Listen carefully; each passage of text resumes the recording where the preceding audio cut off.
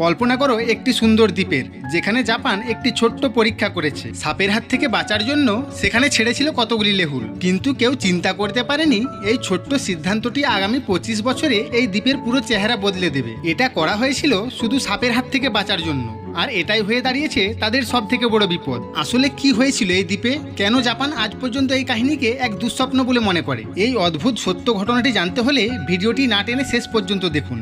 আর এই ধরনের রহস্যময় ভিডিও দেখতে হলে আমাদের চ্যানেল ইমানের শক্তিকে অবশ্যই সাবস্ক্রাইব করুন।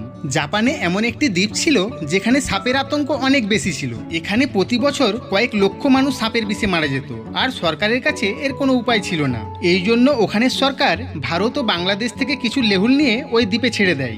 এটি একটি এমন প্রাণী যেটাকে সাপের সব থেকে বড় শত্রু মানা হয়, আর এই বুদ্ধিটা সেখানে জনগণকে খুব ভালো লাগে। কিন্তু কেউ ভাবতেও পারেনি প্রকৃতির সাথে খেলা এত ভয়াবহ হয়ে দাঁড়াবে। 25 বছর পর যখন এর বাস্তব ঘটনা জানতে পারে তখন পুরো জাপান চমকে ওঠে।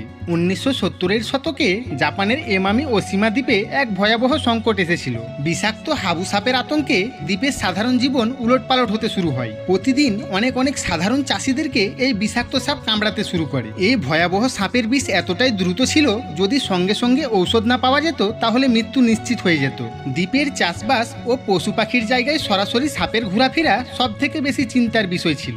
কোনো চাষি একটু সাবধানে না কাজ করলেই তাকে সাপ কামড়ে দিত, আর তার পরিণাম অনেক ভয়াবহ হতো। ওই সময় এই বিষের মোকাবিলা করার মতো কোনো প্রভাবী অ্যান্টিডোজ বা ঔষধ ছিল না। জাপানের বিজ্ঞানীরা অ্যান্টিডোজ বানানোর চেষ্টা অবশ্যই করছিল, আর শেষ অবধি তারা সফলও হয়েছিল। কিন্তু সমস্যা অন্য জায়গায় ছিল।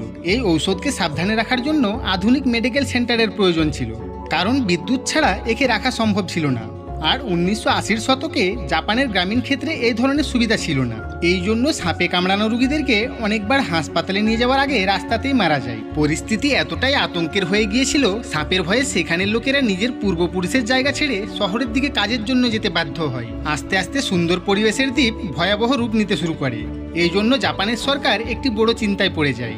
সেখানের সব বড় লিডাররা বসে দ্বীপকে সাপের অভিশাপ থেকে মুক্ত করার জন্য কথা শুরু করে। ঠিক সেই সময় একজন বিজ্ঞানী এমন একটি প্রাণী ছাড়ার কথা বলে যেটা শুধু সাপকে মেরে খাবে না, বরং সাপের বিষেও তাদের কিছুই হবে না। প্রকৃতির মধ্যে দিয়েই প্রকৃতিকে বাঁচানোর এই সিদ্ধান্ত সরকারও মেনে নেয়। অনেক চিন্তা ভাবনা করার পর সব বিজ্ঞানীরা বসে এই কাজের জন্য লেহুলকে বেছে নেয়। সাপের সঙ্গে লড়াই করার এটি একটি অদ্ভুত হাতিয়ার। সাপ ও লেহুলের সম্পর্ক প্রাচীনকাল থেকেই দুশ্মনির হয়ে আছে।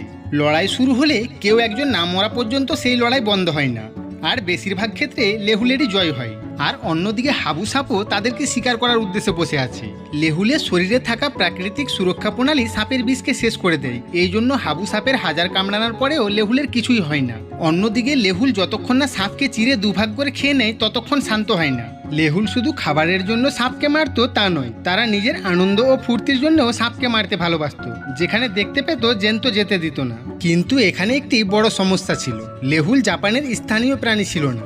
এদের মূল স্থান হচ্ছে ভারত, বাংলাদেশ, পাকিস্তান এবং নেপালের মতো দেশ, যেখানের আবহাওয়া জাপানের আবহাওয়া থেকে সম্পূর্ণ আলাদা।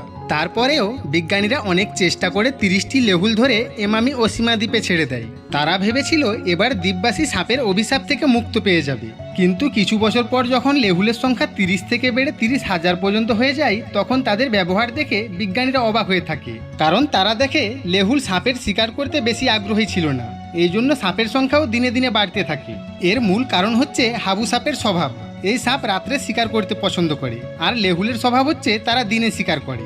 দিনে মুখোমুখি হয়ে গেলেও লেহুল সাপকে মারতে বেশি আগ্রহী থাকতো না। এই অভিযানের একটি অন্য পরিণাম সামনে আসে। দিনে সাপ না পেয়ে লেহুল নিজের ক্ষুধা মেটানোর জন্য দ্বীপের খরগোশদের মেরে খেতে শুরু করে। সেখানে থাকা পাখিদের ডিম খেয়ে নিত, ফলে তাদের বংশের বৃদ্ধি হতো না। এমনকি চাষিদের চাষ ধ্বংস করতে শুরু করে। এর পরিণাম এমন হয়েছে যে সমস্যার জন্য লেহুল নিয়ে এসেছিল সেই সমস্যা আরও কয়েক গুণ বেড়ে যায়। এই জন্য সাপের অত্যাচারের সঙ্গে লেহুলের অত্যাচারও অনেক বেড়ে যায়।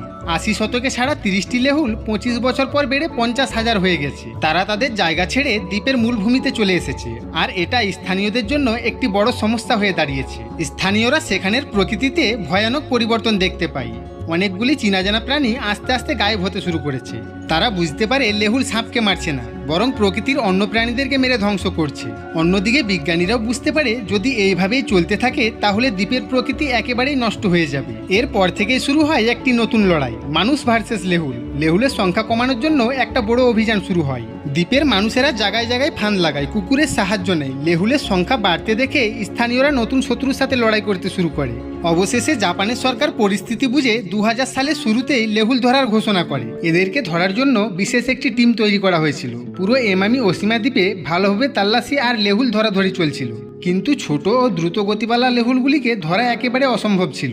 এই জন্য সেখানের সরকার লেহুলের আবাদিওয়ালা জায়গায় লুকিয়ে ক্যামেরা লাগিয়ে দিয়েছিল। ক্যামেরায় দেখে তাদের আসা যাবার রাস্তাগুলিতে ফাঁদ লাগিয়ে দেয়।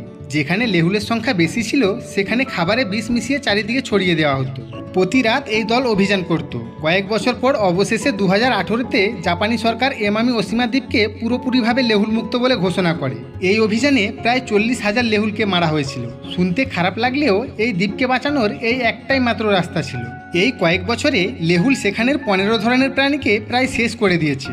দ্বীপে আস্তে আস্তে সাপের আবাদিও কম হতে দেখা যাচ্ছে, আর এর মূল কারণ হচ্ছে স্থানীয় লোকের সতর্কতা ও তাদের বানানো ফাঁদ, আর 2005 থেকে সহজ পদ্ধতিতে পাওয়া অ্যান্টিডোজ। বর্তমানে এই দ্বীপে লেহুল নেই বললেই চলে, কিন্তু হাবু সাপ এখনও রয়েছে। কিন্তু এই কাহিনী কি এখানেই শেষ হচ্ছে?